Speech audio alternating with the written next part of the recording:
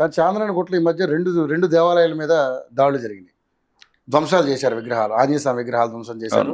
So మీ BJP కూడా protest చేసింది. So ఏంటి సార్ మరి దీన్ని ఎలాగ అంటే ఆ దేశంలో బీజేపీ ప్రభుత్వం అధికారంలోకి వస్తే ఇవన్నిటికి ఫుల్ స్టాప్ పడుద్ది అన్నారు, కానీ ఎక్కడ ఏం ఫుల్ స్టాప్ ఏం పడలేదే. మీరు వచ్చిన తర్వాత పెహల్గాం ఘోరమైన దాడి జరిగింది, ఘోరంగా హిందువుల్ని మతం అడిగి మరీ చంపేశారంటే వాళ్ళు ఎంత ధైర్యంగా ఉన్నారో మనం ఎంత నిర్లజ్జగా ఉన్నామని దీన్ని బట్టి అర్థమవుతుంది. ఏం సార్ దీని మీద ఏం క్లారిటీ ఇస్తారు మీరు? ఫస్ట్ ఒకటి, హిందువులు నేర్చుకోవాలా, ఎదుటివాడు ఎలా ఉంటే అలా ఉండాలి. అది నేర్చుకున్న నదులు ఇట్లాంటి సంఘటనలు జరుగుతాయి. భారత ప్రభుత్వమైనా బీజేపీ ప్రభుత్వమైనా ఎంతవరకు కంట్రోల్ చేయవద్దో అంతవరకు వెళ్తుంది. ఇప్పటి వరకు సుమారు ఒక 10,000 మంది చనిపోయేవాళ్ళు బీజేపీ లేకపోతే. సోమనాథ్ ఘటనలు కావచ్చు, దిల్సుఖ్ నగర్ బస్ డిపోల బస్టాండ్లు కావచ్చు, బొంబాయి పేలుళ్ళు కావచ్చు, ఇట్లా నిరంతరం ఉండేటి, కంటిన్యూ అయ్యేటి. దాన్ని మ్యాక్సిమం 95% కంట్రోల్ చేసినాం. ఇక అంటే ఎక్కడైనా సరే ఒక శక్తికి మించి వ్యవస్థలను కంట్రోల్ చేయడం కొన్ని ఇబ్బందులు. ప్రపంచం అమెరికా కూడా చేయలేదు, 20% కొట్టగలిగారు. ఓవరాల్గా భారతదేశం మీద సురక్షితంగా ఉంచడం అది భారతీయ జనతా పార్టీ ఘనతని, ఆయన నరేంద్ర మోడీ గారి నాయకత్వ పట్టమని.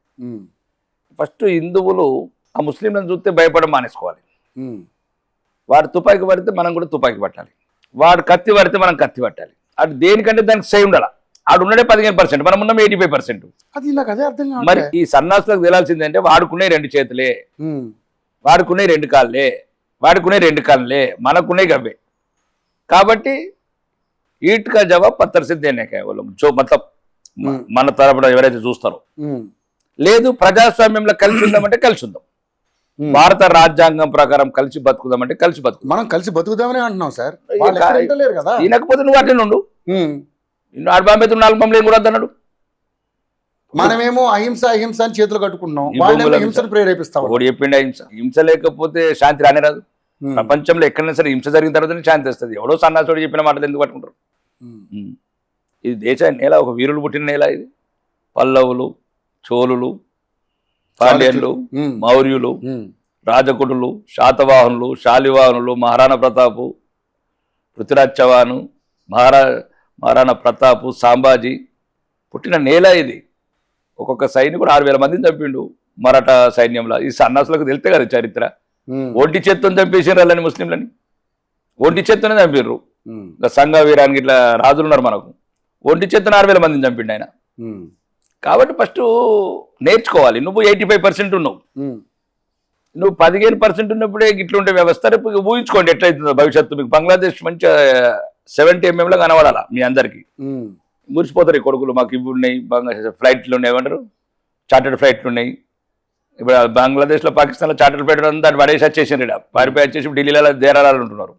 కాబట్టి మీరు కూడా ధైర్యంగా ఉండాలా. లేకపోతే ధైర్యంతో ఉన్నోడికి ఆయుష్ పోయండి, ఆయుధాలు ఇవ్వండి, అంతా సెట్ చేస్తాం అన్ని. కానీ నిజంగా ఈరోజు అంత ర్యాలీలు చేసి అంత ఏడుపులు ఏడ్చి ఏదో పెద్ద విపత్తు జరిగినట్టుగా చేస్తే కనీసం పోలీసులు కూడా ఏమి నిమ్మక నీరెత్తినట్టుగా వ్యవహరించడం వెనక అంటే నిజంగా అంత భయం దేనికి సార్? ఏమవుతుంది అంటున్నారు మీరు అన్నట్టుగా?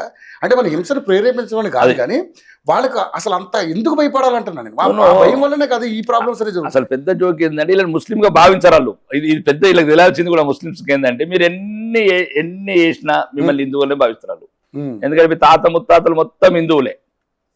మీరు ఎంతన్నా కొట్టుకున్నారు, ఈడ కొట్టుకుంటారా నేల మీద కొట్టుకుంటారా? మీరు కొట్టుకున్నదని ఆడేమంటాడు, మిమ్మల్ని ముస్లింలుగా చూడబడి డైరెక్ట్ సౌదీ కింగే డిక్లేర్ చేసిండు. వాళ్ళు మా ముస్లిమ్స్ కారు, మేము రియల్ ముస్లిమ్స్, గల్ఫ్ ప్రాంతానికి చెందిన వాళ్ళమే. ఎందుకంటే మహమ్మద్ ప్రవక్త అక్కడనే జన్మించాడు కాబట్టి, అక్కడనే అతను సందేశాలు ఇచ్చాడు కాబట్టి, అక్కడనే ఇస్లాం పెంపొందించాడు కాబట్టి డైరెక్ట్ చెప్తున్నారు. వీళ్ళు యాక్టింగ్. రెండోది ఇరాన్లో పండుగలు చేసుకుంటున్నారు. ప్రపంచవ్యాప్తంగా ఇరానీలో ఎవరైతే ఇన్ని సంవత్సరాలు 20-45 సంవత్సరాల నుంచి మగ్గిపోయిన వాళ్ళు ఎన్నో రకాలుగా, అంటే మేము సోషల్ మీడియాలో చూస్తున్నాం, అన్ని మీడియాలో, టీవీలలో అన్ని చాలా చూస్తున్నాం. అందరు ప్రపంచం అంతా చూసి వీళ్ళని అవుతున్నారు ఇండియాలో చూసి.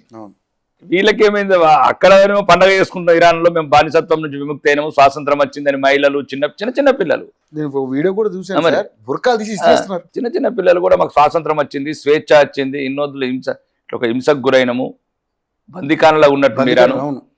ప్రపంచవ్యాప్తంగా ఇరాన్లో అయితే మొత్తము పండగలు చేసుకుంటుంటే, ఇక్కడ ఈ డూప్లికేట్ ముస్లిమ్స్ అంటే హిందువు నుంచి కన్వర్ట్ అయిన ముస్లిమ్స్ వాళ్ళు మాత్రం ఇక్కడ ఓవర్ యాక్షన్. ఇక్కడ ఓవర్ యాక్షన్. ఆ ఓవర్ యాక్షన్ వాళ్ళ గురించి కాదు, ఈ హిందువులకు భయం పెట్టేందుకు. వీడు ర్యాలీ తీసినప్పుడు వాడు ర్యాలీ తీసిన మొత్తం సెట్ అవుతారు. నిజంగానే మీరు అన్నారు, మంచి మాట అన్నారు. ఈ రోజు స్వేచ్ఛ వాయువులు పీల్చుకుంటున్నారు ఇరాన్లో. అవును, అక్కడ ఉన్నటువంటి మగ్గిపోయి ఇన్నాళ్ళు దారుణం ఒక్క మరణంతో. అవును, మనమైతే ఇండియాలో ఎటువంటి కూడా అలో చేయదు, ఎందుకంటే అతను ఇండియాకి శత్రువు. అతను అవును సార్, ఆయనకు భారత భారతదేశానికి మీద అంటే మరి ముఖ్యంగా హిందువులకు శత్రువు. ఎందుకంటే కాశ్మీర్లో అతని వల్లనే సుమారు లక్షల మంది హిందువులను చంపేసినారు, ఆడపిల్లల మీద అత్యాచారాలు చేసినారు. అతను ప్రకటన వచ్చిన తర్వాతనే ఆ తీవ్రత పెరిగింది కాశ్మీర్లో, హిందువులను లేకుండా చేసినారు.